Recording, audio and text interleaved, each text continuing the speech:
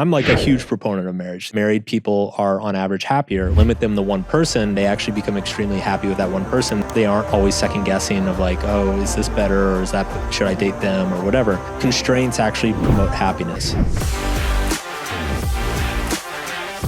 You overcame, I think you were attachment phobe before. Yep. And somehow you managed to justify marriage. So tell us what happened there. I'd like to learn more. There's a really great interview of Daniel Gilbert. So Daniel Gilbert's like one of the top happiness researchers from Harvard. He had been in a long-term relationship with a woman for like 10 years, never married her because he never saw a point. And he was doing an interview with a journalist, and Gilbert's research found that constraints actually promote happiness. Like there's something about our psychology that if you limit the number of options, we just tend to naturally become very happy with whatever option is left to us.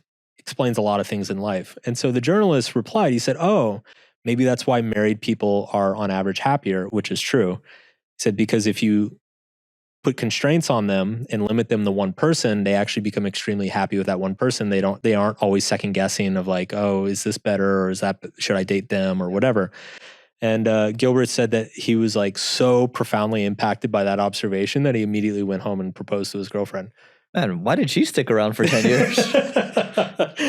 My wife and I, we were together for like 4 years before we got married. And I spent pretty much the first 3 of those kind of constantly being a commitment phobe, constantly worrying, should I be with her? Should I go? Should we break up? And what do you think caused that? Some childhood trauma? Yeah. Yeah. Family dysfunction, all sorts of stuff. My previous relationships, I had been a piece of shit boyfriend. And so my goal with my wife was just like, okay, you don't have to be with her forever, but just don't be a piece of shit. Like, let's start with that goal, you know? And I was successfully not being a piece of shit with her, and things were going well. But I was still having all these thoughts of like, you know, maybe I should just dump her and like, you know, run off to wherever. And it just kept recurring. And so it was driving me crazy. And I made a deal with myself. I was like, okay, because I would always come back to him like, am I happy with? Yes, I'm happy. Am I happy with her? Yes. Do I see any reason why I might not be happy with her in the foreseeable future? No. So eventually, like I went through that thought cycle a number of times, and I made an agreement with myself, which is anytime I feel like going, ask myself these questions. And if the answers continue to be, I'm happy, I'm going to be happy for the foreseeable future, and I can't see anything that's going to change that, don't fucking leave. Like just suffer through it, deal with it.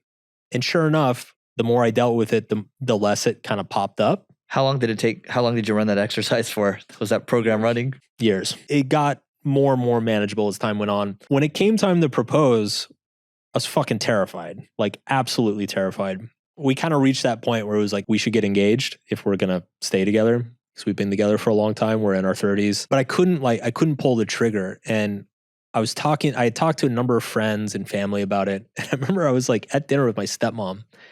My stepmom's like old school Texas, conservative, no bullshit, like just lets you hear it, whatever she's thinking. And my stepmom was giving me shit about it. She was like, why haven't you proposed to her? She's so great. Like, you're never going to do better than her. Like, what the fuck are you thinking? And I was just like, I don't know. And I told her the same thing I was telling everybody, which is like, how am I supposed to know if I'm going to be with her forever? Like, how do I know if I'm going to be happy with her forever? Like, there's no way to know that. And like, my stepmom just looked at me and she's like, you're a fucking idiot. And I was like, what?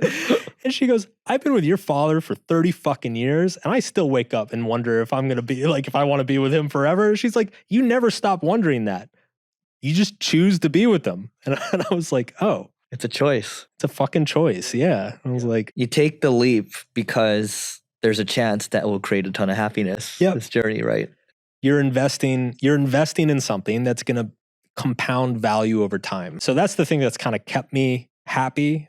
And actually these days I'm like, dude, I'm like a huge proponent of marriage these days. The big reason is because there was that very subtle hidden form of value that was compounding that I was never aware of, right? Like when you're only with a bunch of different girlfriends or partners for like a short period of time, you never have enough time to see it compound. It's kind of like trading too much. Mm-hmm. and you end up losing a bunch of money. Yeah. Whereas if you just fucking buy a really good ETF Yeah. and sit on it for 10 years, you wake up one day and you're like, God damn, this is like twice as good as it was 10 years ago.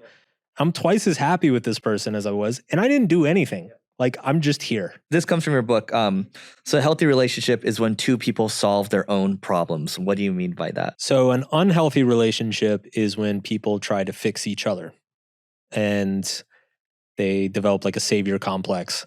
And it doesn't work for a variety of reasons.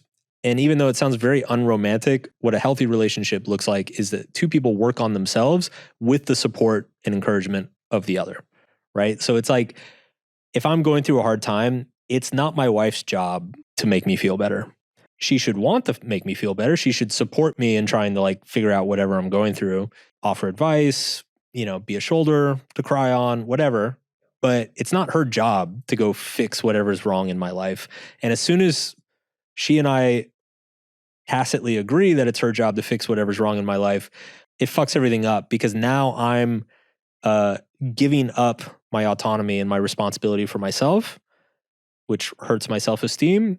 And she's now taking responsibility for something that she can't control, which is my happiness. And so, which then creates an imbalance. Yeah. And then it creates resentment. Totally. And then it's a cycle. Totally.